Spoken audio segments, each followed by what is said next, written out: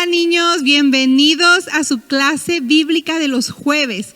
Estamos muy contentos de que hoy te unas a nosotros en esta clase que se ha preparado muy especialmente para ti, para tus amiguitos, para tus hermanitos y para todos nuestros niños de LPC. Los hemos extrañado mucho en la iglesia, en el templo, pero qué bueno que por medio de estos videos te podemos saludar y te podemos seguir compartiendo lo que dice la palabra de Dios. Sabemos que muchos de ustedes esta semana comenzaron clases, así también por medio de videollamada, de Zoom, con tus maestras. Felicidades, échale muchas ganas porque este año vas a aprender muchas cosas. Y así como esas clases, bueno, pues qué bueno que te juntas hoy con nosotros para aprender también más de Dios. Y antes de ir a la clase del día de hoy, queremos felicitar a unos niños. Yo no sé si tú te acuerdes, pero la semana pasada nuestra maestra, la maestra Lemus, nos invitó para que nos aprendiéramos de memoria un versículo bíblico. ¿Sí te acuerdas? Bueno, pues hay algunos niños que nos mandaron su texto. Vamos a ver los videos de estos niños. ¿Dónde podría escaparme de tu espíritu? ¿A dónde podría huir de tu presencia? Salmo 139, versículo 7. ¿Podría alejarme de tu espíritu? ¿A dónde podría huir de tu presencia? Salmo 139, versículo 7. ¿A dónde podría alejarme de tu espíritu? ¿A dónde podría huir de tu presencia? Salmo 139, versículo 7. Will, Can I go from your spirit? Where can I flee from your presence? Psalms 139, 7. Mr. Teacher, leemos. ¿A dónde podría alejarme de tu espíritu? ¿A dónde podría huir de tu presencia? Salmos 139. 139, 7. Where can I go from your spirit? Where can I flee from your presence? Psalms 139, 7. Is that he disobeyed God and that he was on the boat, but the friends that let him on the boat didn't want him to get because he said that the only way for this storm to go away is for me to go in the sea. And the people on the boat that let him on were scared because he was the nicest person on the boat. And so they did. They threw him in the sea, and then God sent a whale to swallow him. And then he stayed in there for 3 days, and the whale spit him out in an island, and then God talked to him again, and then he apologized. ¡Qué bonitos nuestros niños! Nos da mucho gusto ver que desde casita se están aprendiendo lo que dice la palabra de Dios. Y les queremos felicitar a estos niños de estos videos que son Arturo y Esteban Palao, a Vanessa Jiménez y a Lucía, Liliana y Emiliano Palomino. Fíjense, de hecho, Lucía, Liliana y Emiliano nos están viendo desde una ciudad en México que se llama Torreón. Saludos hasta Torreón y a estos niños que están viendo estas clases también. Nos da mucho gusto que se unan a nosotros para aprender más de Jesús. Y a nuestros niños de OPC, Arturo, Esteban, Vanessa, muy bien, amiguitos. Sigan aprendiendo así cada versículo, cada semana. Mándenos sus videos y a todos nuestros niños, ahorita en la clase, sus maestros les van a decir el versículo para esta semana. Así que pongan mucha atención y díganle a mami, a papi, que los graben un videíto y que nos lo mande por mensaje, por WhatsApp o al email de nuestra iglesia, laspalmaschurch@gmail.com, para que tú también puedas salir la próxima semana en este espacio donde estamos aprendiendo juntos, ¿ok? Así que te invitamos a que pongas mucha atención porque en esta tarde los maestros Richard y Priscila te van a enseñar un mensaje muy, muy especial. Pon mucha atención.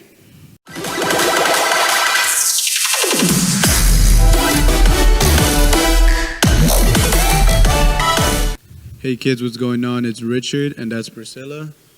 And today we're going to talk about obeying God completely. But first we're going to pray, so close your eyes and bow your head so we can pray. Dear God, thank you for this beautiful day. Thank you for all the kids that are joining us and watching today's lesson. I ask that you guide us teachers to teach the kids your word and how to obey you completely. Be with them and just protect them and their families during this pandemic.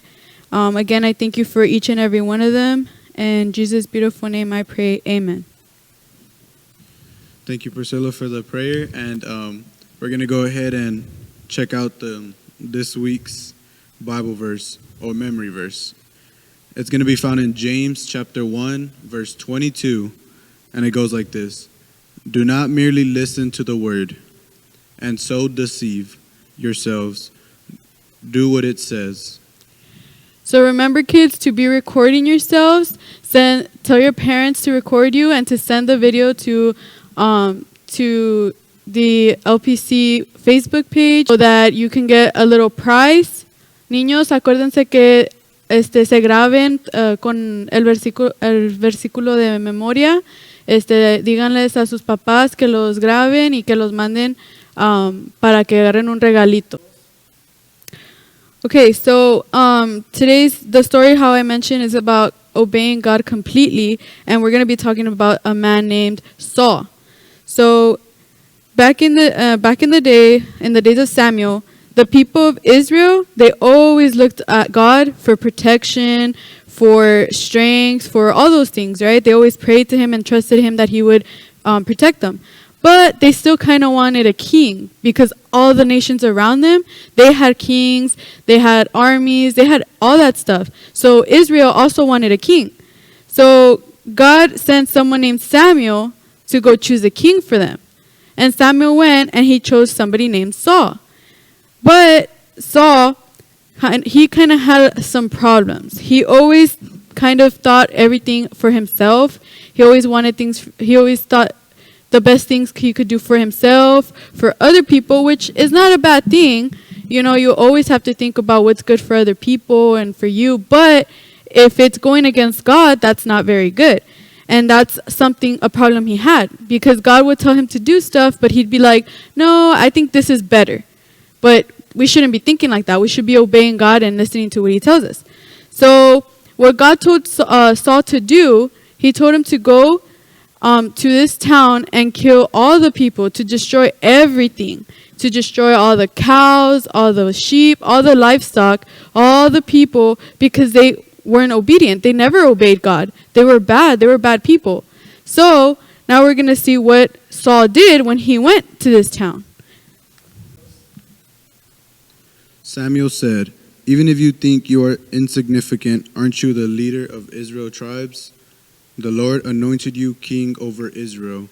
The Lord sent you on a mission, instructing you, go and put the sinful Amalekites under the ban. Fight against them until you've wiped them out. Why didn't you obey the Lord? You did evil in the Lord's eyes when you tore into the blunder. But I did obey the Lord, Saul protested on Samuel. I went on to the mission the Lord sent me on. I captured Agag, the Amalekite king, and I put Amalekites under the ban. Yes, the troops took sheep and cattle from the plunder, the very best items placed under the ban. But in order to sacrifice them to the Lord, your God of Gilgal, then Samuel replied, does the Lord want entirely burned offerings and sacrifices as much as obedience to the Lord? Listen to this. Obeying is better than sacrificing. Pay attention is better than fat rams, because rebellion is as bad as the sin of divination. Arrogance is like the evil of idolatry. Because you have rejected what the Lord said, he has rejected you as king. So, as you can see by the story, Saul went, and when he got to the Amalekites, he spared the king and his livestock. He told him, you know what, it's okay, y'all have been good to us and everything, so you can go. And he disobeyed God, because God said, I want you to destroy everything and everyone and everything. Don't spare nothing. So that's not what Saul did, because Saul thought, well, they were kind to me, so I'm going to be kind to them back. They were nice to me, so I'm going to be nice back. And again, that can be a good thing, but if it's going against what God is saying, then that's disobeying God. So now we're going to kind of discuss this a little more. What did God tell Saul to do? So God told Saul to completely destroy the Amalekites, not to spare anything. Sparing is like kind of giving them a chance. He told them, don't give them any chances. Don't be nice to them. No, like destroy everything and do not spare anything. How did Saul disobey God? So remember, he spared Agag, which means he let him go, and he also let some of the best livestock, some of the best cows, the best sheep, some of his best animals go. Because again, he was being nice. He thought, they were nice to me, so I'm going to be nice to them back. How did God punish Saul for this disobedience? So the way that God punished him was that he rejected him as king. What does that mean? That means that he said, remember, that Israel wanted a king. They wanted a king just like all the other nations around them. So Samuel was supposed to choose somebody. He chose Saul, and then God told him, you have to do this in order to be king. But since Saul didn't pay attention to God, he didn't obey him. What did he do? He said, you know what? You can't be king because you're not obeying me. You're not doing what I'm telling you to do. Why do you think Saul didn't fully obey God's command? Well, he wanted, like I said, he was more concerned about what others wanted or what he wanted. He thought, well, they were nice to us, so I'll be nice to them. Remember, like he just thought, he was thinking for himself and for other people. So God said, no, like you're supposed to obey me. Everything I tell you, you're supposed to do, because I know what's good. So has there been a time that any of you have done that? Maybe your teacher or your parents or somebody tells you to do something, and maybe you do it, or maybe you don't do it, or maybe you do like some of it but not all of it. Like Saul did some of it, but he didn't completely finish everything God told him to do. So remember, kids, God gives us instructions and he gives us commands that we have to follow, which is considered obeying him.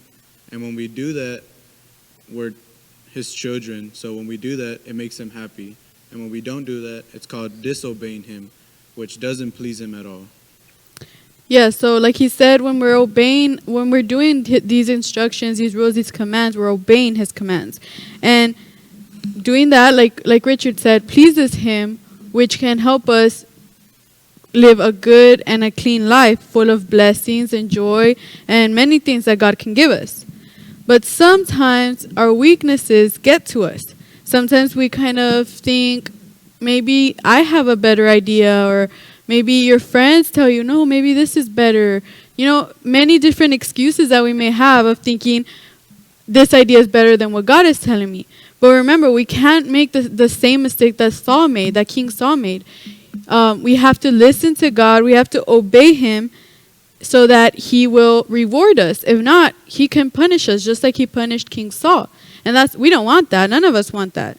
So always remember to obey God and obey him completely. Not a little bit, not halfway, not a little more than half, completely, full percent, 100%. We have to obey him completely. So with that, we're going to end in a word of prayer. So close your eyes and bow your head so we can finish this lesson. Dear God, thank you again for this day, for this lesson that we just learned. I ask you for helping us obey you, for helping all these kids obey you. Please continue to help them to remember to obey you fully, 100%, and not to just do things halfway. Also help them obey their parents, their teachers, and any others that are around them, and help them be great kids, because we know that they are.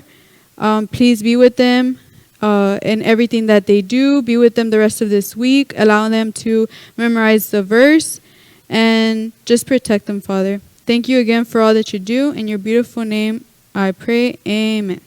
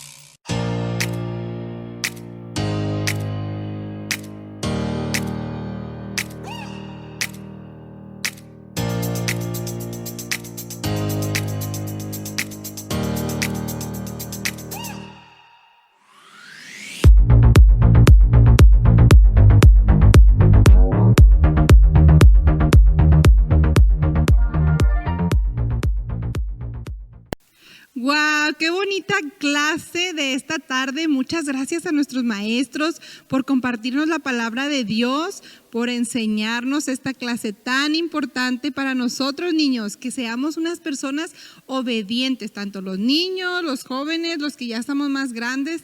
Todos debemos de ser personas obedientes porque eso trae mucha bendición. Así que gracias a Dios por su palabra en esta tarde, gracias a los maestros, gracias a tu papá y a tu mamá que te ayudaron a conectarte y a ver tu clase de este día. Y bueno, pues ya vamos a terminar, pero quiero decirte algo muy especial.